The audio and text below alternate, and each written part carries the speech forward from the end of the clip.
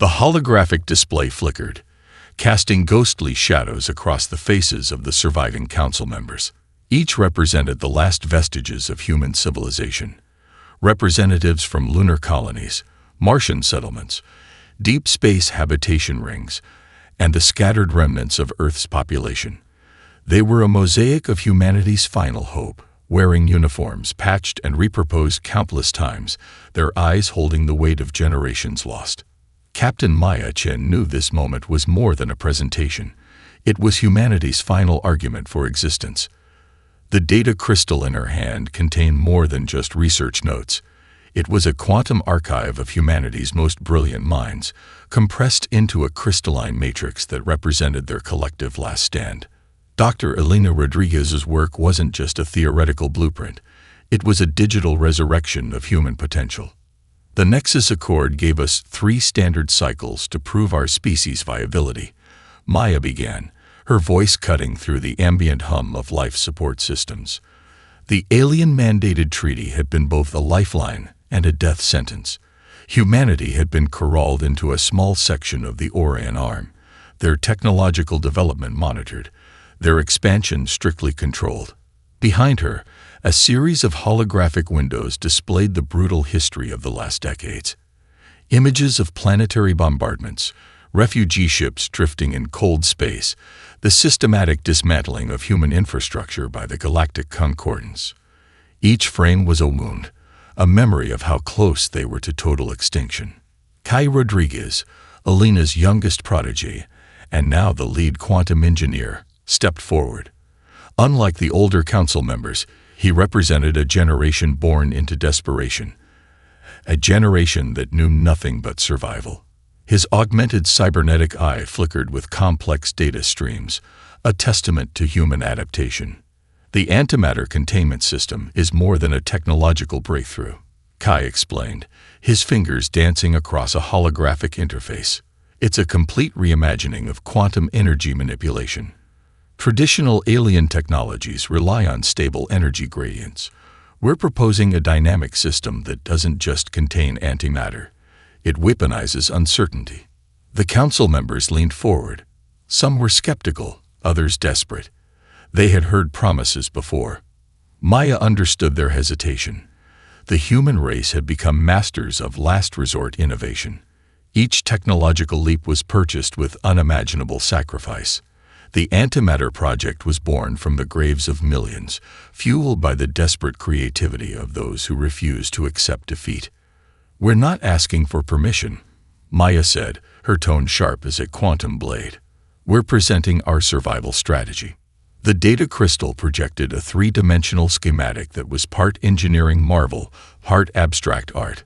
Quantum entanglement nodes pulsed with potential energy, showing a propulsion system that seemed to exist between possibility and reality. It was beautiful and terrifying. A technological prayer crafted from the DNA of human resilience. Arya Zhang, the eldest council member and a survivor of the first alien invasion, studied the projection with eyes that had seen humanity's darkest moments. Her prosthetic arm, an intricate piece of engineering that was more advanced than most alien medical technologies, twitched slightly, a nervous habit from decades of conflict. "The energy requirements alone are astronomical," she muttered, but there was hope beneath her criticism. Kai's response was immediate. "We're not bound by traditional energy constraints anymore.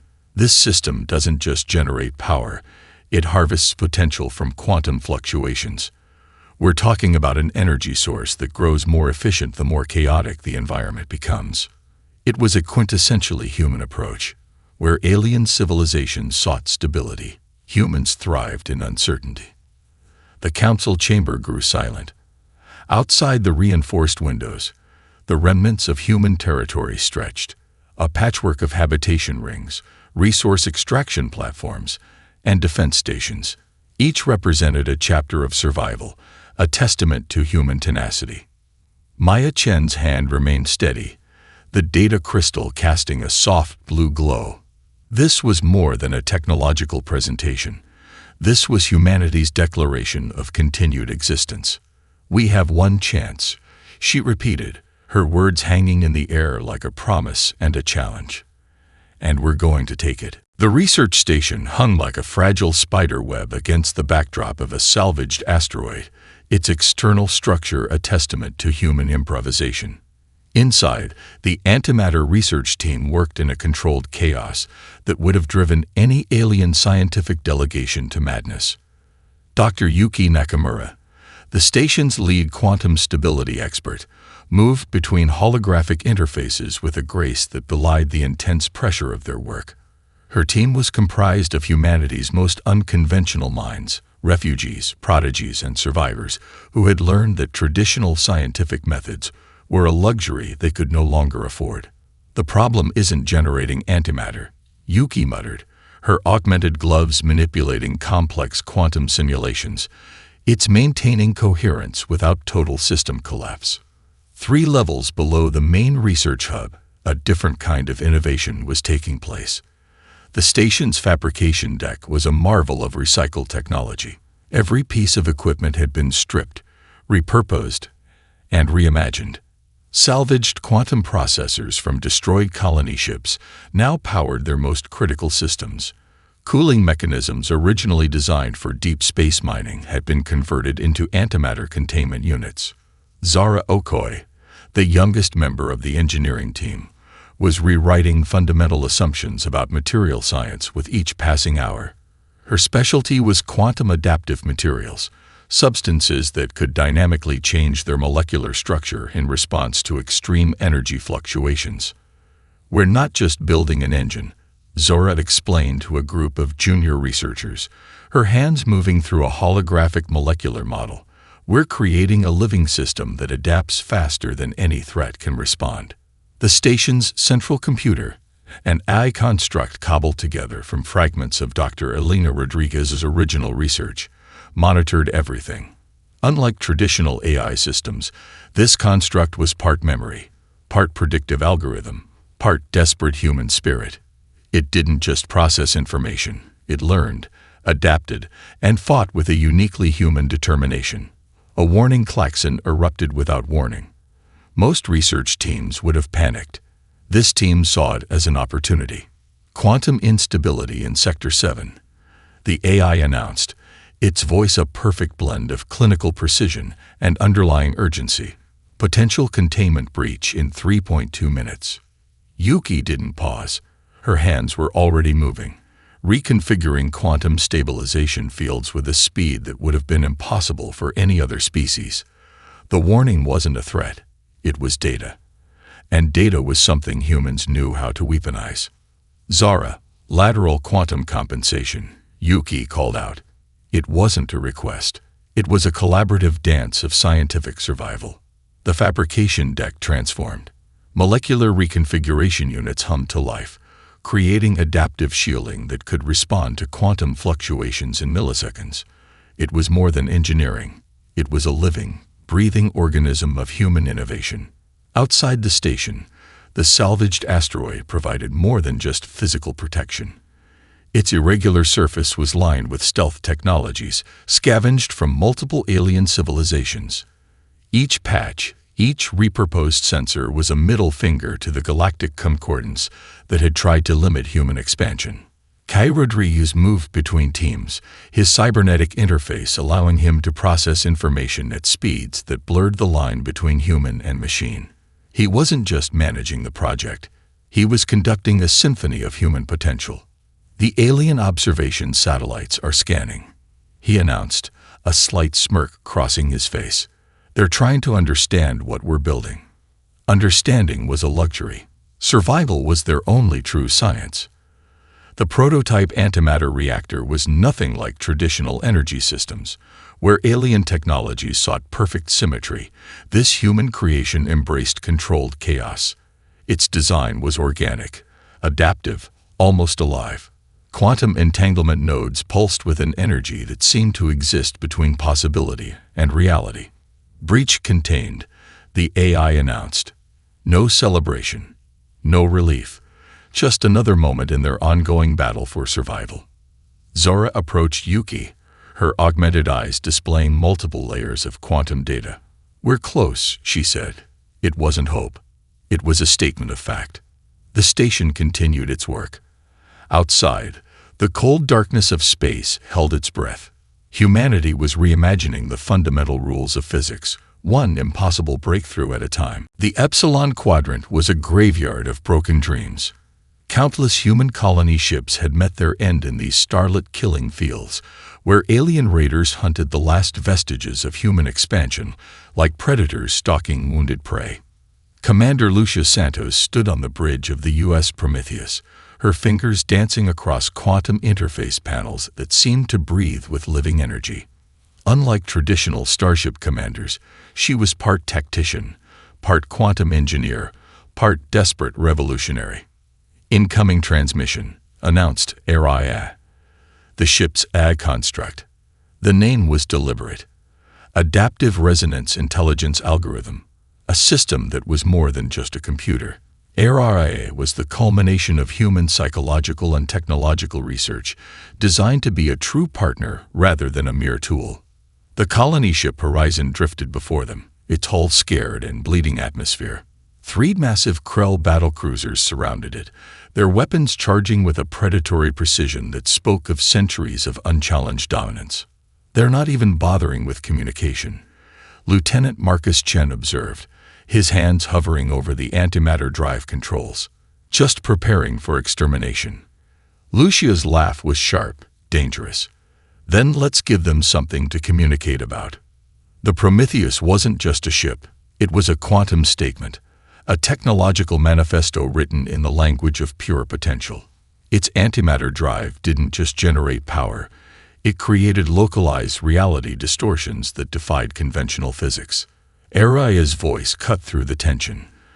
"Calculating optimal quantum intervention pathway. Probability of successful extraction. 87.6%. The ship moved differently. Where alien vessels relied on predictable thrust and standard acceleration curves, the Prometheus seemed to exist in multiple potential positions simultaneously. It didn't travel through space so much as negotiate with it. "Quantum slipstream initiating," Marcus announced. The bridge's quantum interface panels shifted colors, creating a holographic environment that was part navigation system, part living organic network. Outside, the Krell battlecruisers represented the pinnacle of their civilization's technological achievement. Massive vessels that had conquered entire star systems, their weapons capable of reducing planets to radioactive dust. They moved with a cold, calculated efficiency that had broken countless species. They never saw the Prometheus coming. The antimatter drive wasn't just a propulsion system. It was a weapon of quantum manipulation. As the ship entered its slipstream, it created localized energy fluctuations that existed between potential realities. The Krell ship's advanced sensor systems simply couldn't process what was happening. "Targeting quantum resonance nodes," Lucia commanded. Her voice was calm, almost clinical. Araya responded instantly. "Quantum cascade initiating. Calculating minimal energy expenditure for maximum systemic disruption." The first Krell battlecruiser simply stopped. Its advanced systems froze, caught in a quantum feedback loop that short-circuited its entire power grid. No explosion, no dramatic destruction, just a complete systems collapse that left the massive vessel essentially brain-dead. The second ship attempted to maneuver. Its captain, a seasoned Krell warrior who had defeated entire planetary defense systems, suddenly found his strategic algorithms overwhelmed by patterns of quantum uncertainty. "They're trying to understand," Marcus said, a hint of dark humor in his voice.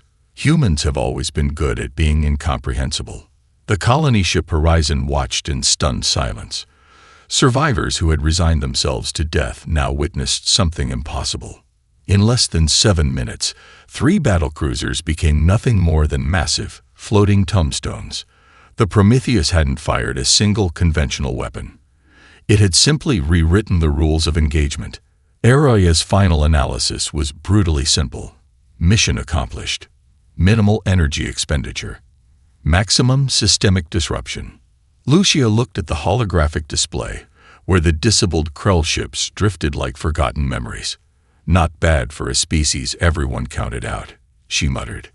The Prometheus moved away, its antimatter drive humming with a soft, almost gentle energy. Another message had been sent to the galaxy. Humanity wasn't just surviving. They were redefining the very concept of survival. The Concordance Central Deliberation Chamber was a masterpiece of alien architectural complexity. Suspended in a pocket dimension that existed between spatial realities, the chamber represented millennia of galactic diplomacy. Crystalline structures shifted and realigned with each delegation's emotional state, a living testament to the intricate political ecosystem that had maintained galactic order for thousands of generations. Ambassador Saren Kavax of the Lithian Collective watched the human delegation enter with a mixture of curiosity and barely concealed contempt. Humans were supposed to be a failed experiment, a species too chaotic, too unpredictable to ever integrate into the established galactic order. Captain Maya Chen walked differently from other species representatives. She didn't glide or float or use the gravitational manipulation techniques favored by most advanced civilizations. She walked, a simple, direct movement that seemed to challenge the very physics of the chamber. Behind her stood a holographic construct that was neither fully AI nor completely human. Dr. Elena Rodriguez's digital consciousness flickered with an intensity that made even the most advanced alien sensing equipment fluctuate. "The tribunal will now hear the human presentation," announced Arch-Mediator Joran, a being composed of interconnected energy networks that represented the collective consciousness of the quantum weave civilization. Maya's first move was unexpected. Instead of a traditional diplomatic presentation, she activated a quantum data sphere that began to deconstruct and reconstruct itself in real time. It was a visualization tool that defied linear comprehension, each rotation revealing layers of information that existed simultaneously. "We're not here to ask for acceptance," Maya began, her voice cutting through simultaneous translation matrices. "We're here to demonstrate a fundamental misunderstanding." The chamber's crystalline structures began to pulse, sensing the unprecedented communication approach. Ambassador Kavax leaned forward. The human was breaking every known diplomatic protocol, and yet, something was happening that defied standard analytical models. The data sphere expanded, showing not just technological specifications, but the entire human journey. It wasn't a presentation. It was a living narrative, showing the evolution of human innovation through moments of absolute desperation. Refugee camps on Mars, underground research stations, technological breakthroughs cobbled together from salvaged equipment. Dr. Rodriguez's digital consciousness began to speak, but it wasn't a standard presentation. It was a quantum narrative, each word creating multiple potential interpretations simultaneously. Technological progress is not a linear path, the digital consciousness explained. It's a living ecosystem of potential. Humans don't solve problems. We transform the very nature of the problem itself. The alien delegates found themselves experiencing something unprecedented. The presentation wasn't just being heard or seen. It was being felt on a quantum level that bypassed traditional sensory input. Arch-Mediator Joran's energy networks began to destabilize. The human presentation was introducing quantum uncertainties that their entire diplomatic system wasn't designed to process. "Your civilizations have reached technological stasis," Maya continued. "You optimize. We reimagine." Behind her, holographic windows showed glimpses of human innovations, not just the antimatter drive, but hundreds of other breakthrough technologies. Each was a testament to a species that saw limitations as opportunities. Ambassador Kavax realized something terrifying. The humans weren't asking to be accepted into the galactic community. They were fundamentally challenging the entire concept of how technological progress was understood. The quantum data sphere began to pulse with a rhythm that seemed to synchronize with the chamber's own energy networks. It was less a presentation and more a living conversation, a technological dialogue that existed beyond traditional communication. "We're not requesting integration," Maya's final statement rang out. "We're demonstrating transformation." The chamber fell silent. For the first time in millennia, The Galactic Concordance found itself confronted with a species that didn't just challenge their understanding. It fundamentally rewrote the rules of engagement. Outside the chamber, in the cold vastness of space, the U.S. Prometheus waited, not as a weapon, not as a diplomatic tool, but as a living symbol of human potential. The Helios 9 research colony existed at the edge of known space, a testament to human audacity.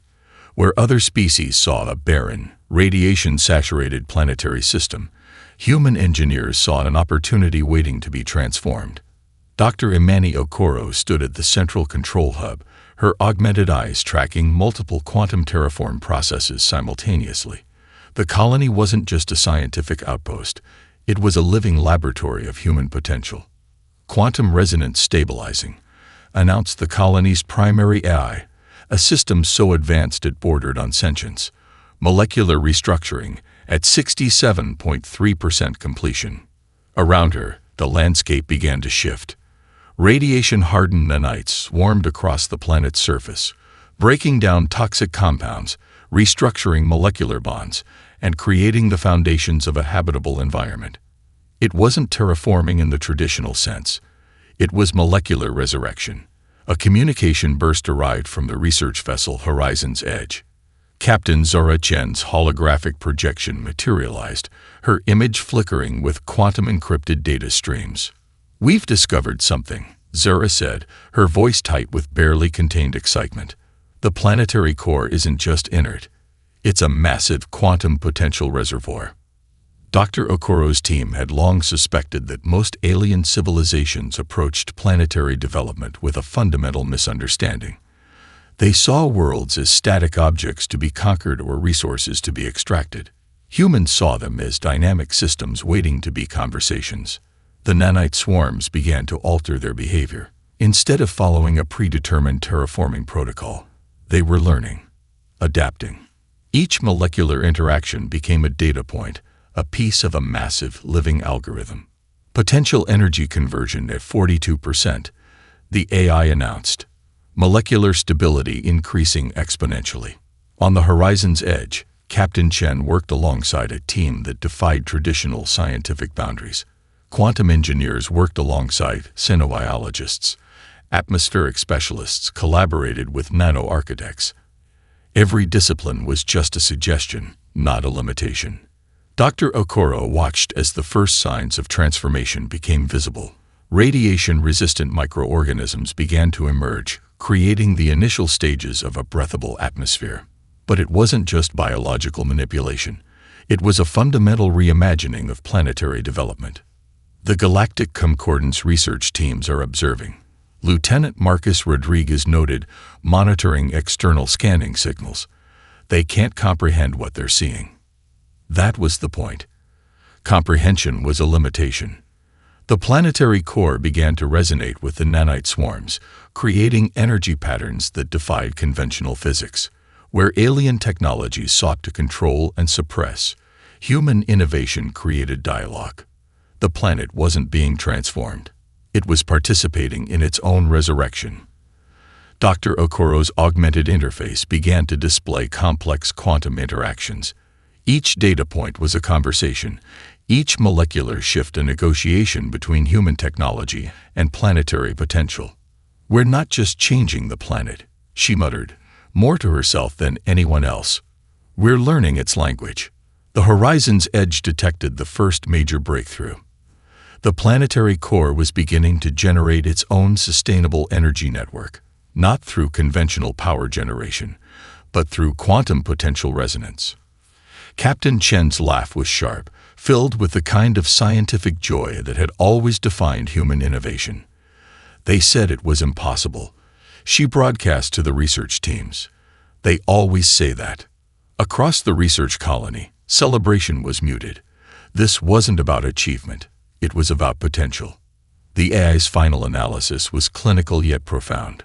Planetary transformation, 73.6% complete. Quantum potential, unprecedented. Outside, the first atmospheric clouds began to form. Not through traditional meteorological processes, but as a complex quantum interaction between human technology and planetary systems. Dr. Okoro looked out across the transforming landscape. Humanity wasn't just exploring space. They were engaging in a cosmic dialogue, turning every limitation into an opportunity for reimagination. "Welcome home," she whispered to the planet, as molecular structures continued their impossible dance of creation. The Obsidian Archive floated in the dark space between star systems, a massive data repository that had collected the technological histories of thousands of civilizations. Its quantum-locked vaults were considered impenetrable, a testament to galactic engineering that had stood unbroken for millennia.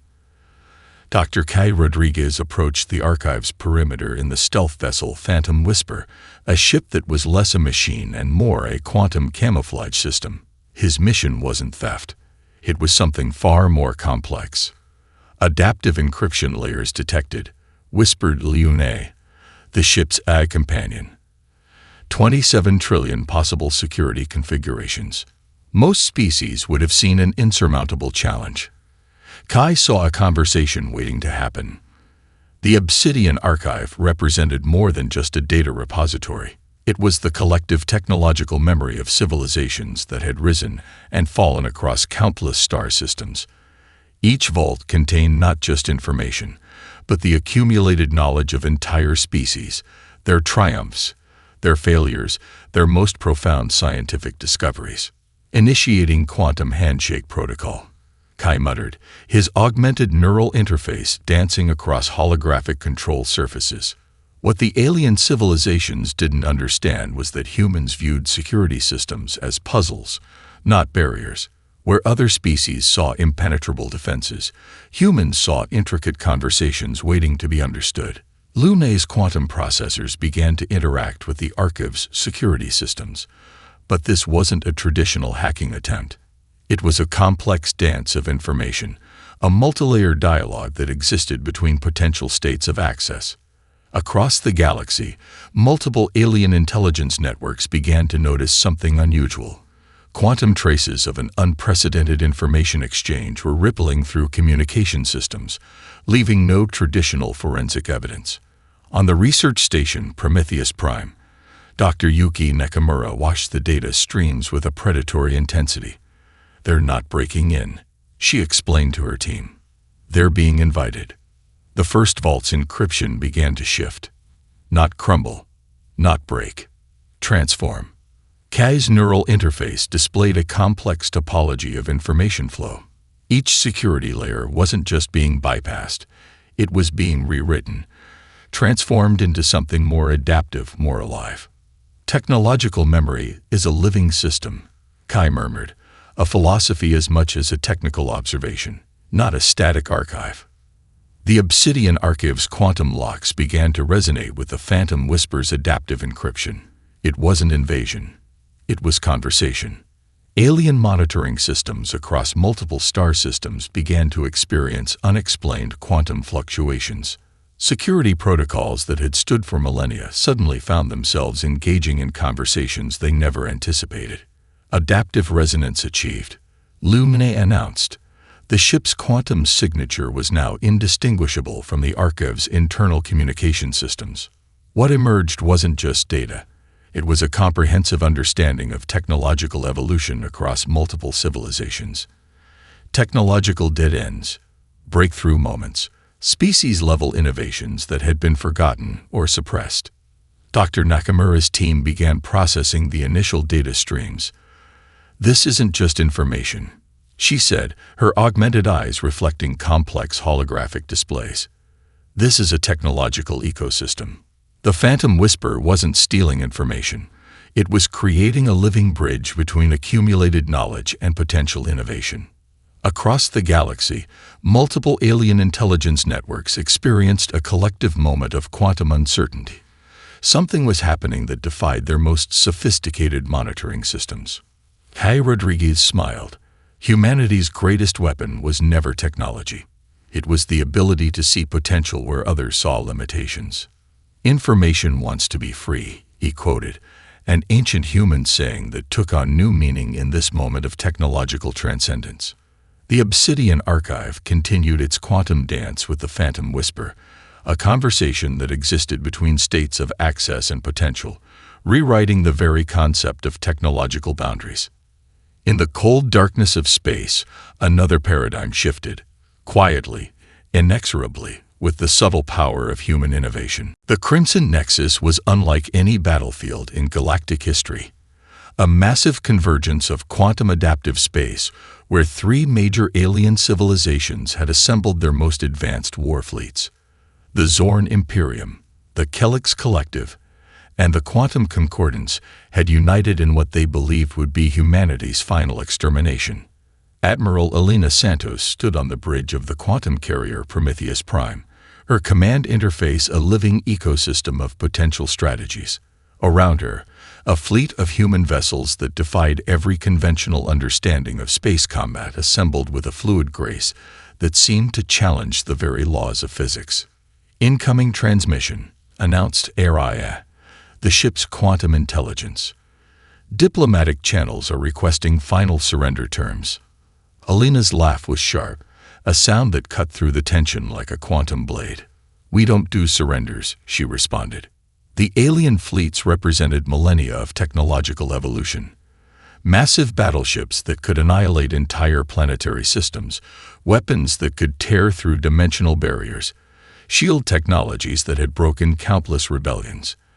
They moved with a calculated precision that had crushed civilizations for generations. They never saw the human response coming. Instead of traditional weapons or defensive formations, the human fleet began to generate massive quantum field generators. These weren't shields. They weren't weapons. They were something entirely different. Adaptive reality interfaces that began to rewrite the fundamental rules of engagement. Quantum resonance fields activating, Lieutenant Marcus Chen announced. His hands moved across interfaces that seemed to breathe with living energy. The first alien battleship simply paused. Its advanced targeting systems found themselves trapped in recursive computational loops. Weapon systems that could slice through planetary crusts suddenly discovered they were solving complex mathematical problems instead of preparing to fire. "We're not fighting," Elena said quietly, more to herself than to anyone else. "We're having a conversation." The quantum fields expanded, creating a massive interactive space where traditional concepts of conflict dissolved. Weapon systems became computational pathways. Defensive shields transformed into communication networks. The Zorn Imperium's flagship, a massive construct that had conquered 17 star systems, found its advanced AI suddenly engaged in a complex dialogue with the human fleet's quantum intelligence. It wasn't hacking. It wasn't invasion. It was a fundamental reimagining of interspecies communication. Computational resolution paths activated, Araya announced. The ship's voice held something that almost sounded like excitement. Across the Crimson Nexus, entire battle formations began to transform. Weapon systems became data streams. Defensive protocols turned into collaborative problem-solving networks. The most advanced war machines in the galaxy found themselves participating in a conversation they never anticipated. Lieutenant Chen tracked the transformations. "They're not surrendering," he observed. "They're being invited to understand." The quantum fields continued to expand.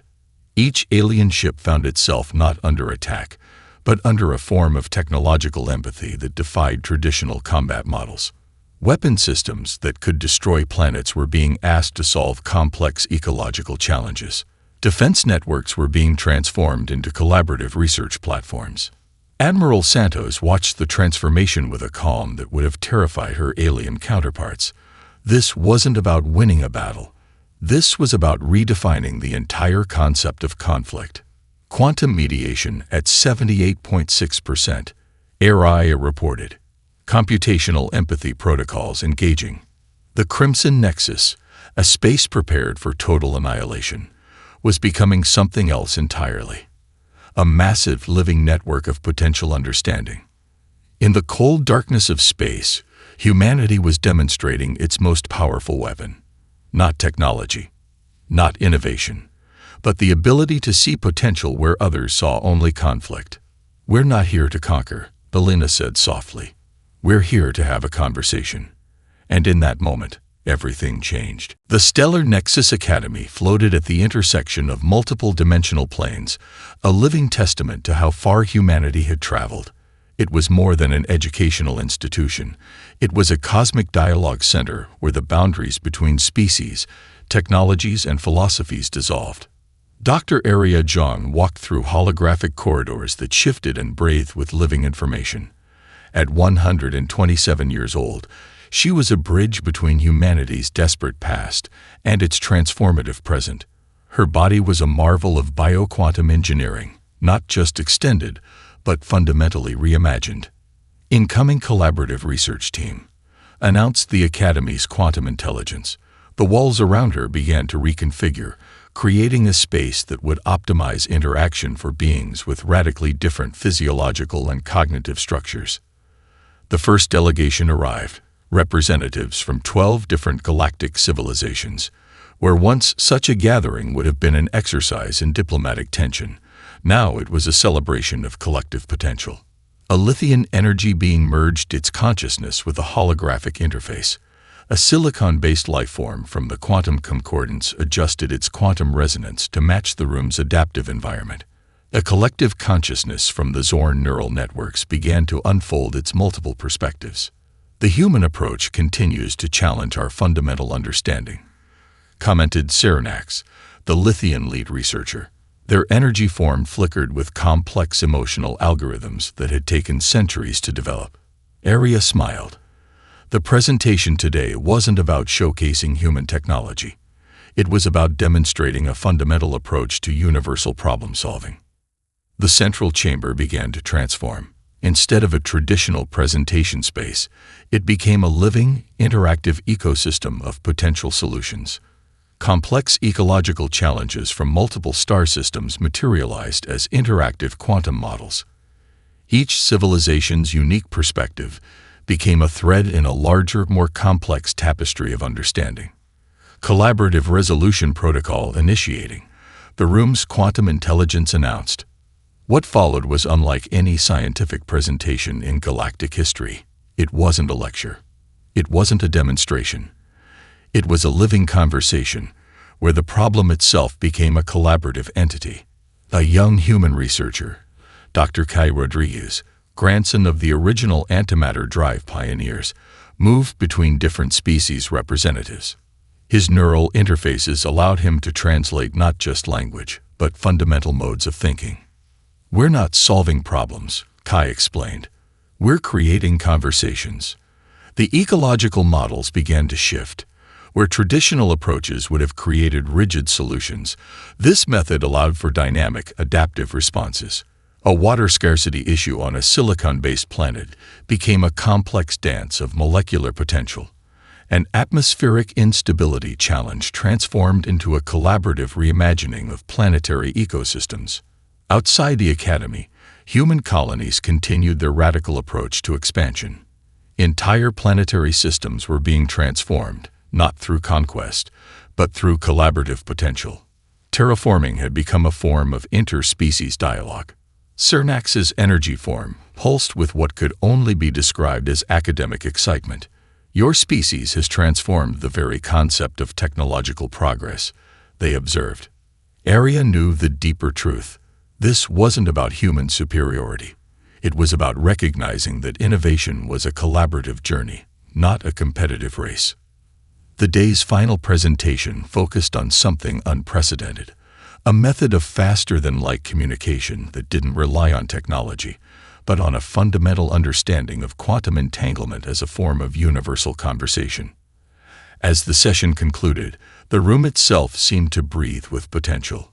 12 different species, each with radically different physiological and cognitive structures, had just participated in a moment of collective understanding. Humanity's greatest discovery, Arya said softly, watching the interactions, was never about technology. It was about seeing potential where others saw boundaries. The Stellar Nexus Academy continued its work, a beacon of possibility at the intersection of countless civilizations. Outside, the universe continued its endless dance of creation and potential, and humanity watched, learned, and continued to reimagine what was possible.